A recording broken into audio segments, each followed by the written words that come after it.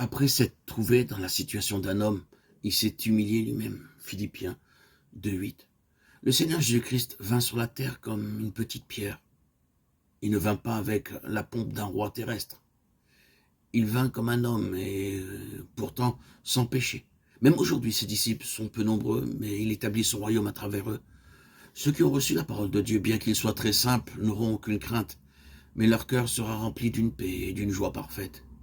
Ils peuvent voir par la foi le royaume de Dieu établi. Leurs yeux sont sur le royaume. C'est le secret de leur paix et de leur joie. L'or parle de la gloire de ce monde, l'argent parle de la richesse terrestre, les reins parlent de la sagesse mondaine et le fer de la puissance humaine. Nous trouvons ces quatre choses dans tout cœur humain.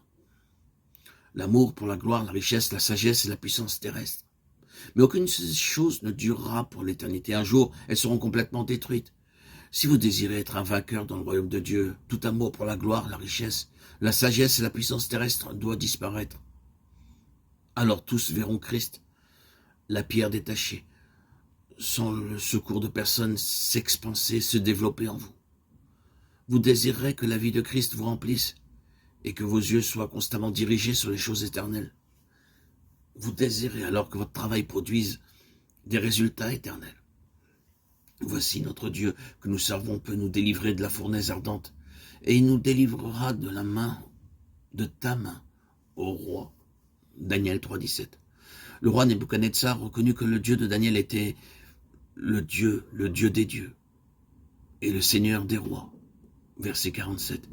Il ne voulut pas accepter le Dieu vivant comme son Dieu. Dieu lui avait montré des choses merveilleuses, mais le roi n'avait pas tourné tout son cœur vers Dieu.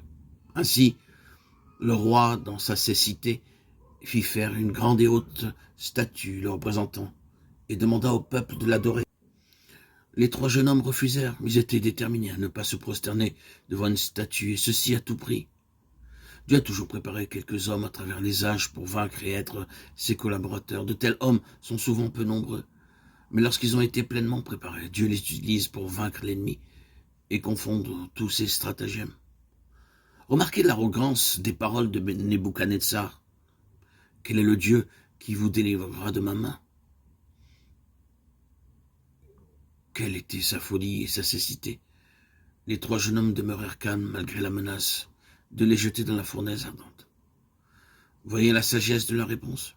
Ils dirent, « Oh, Nebuchadnezzar, il n'est pas besoin de te répondre à ce sujet. Sinon, sache, ô roi, que nous ne servirons pas tes dieux et que nous n'adorerons pas la statue d'or que tu as élevée. » Daniel 3,18.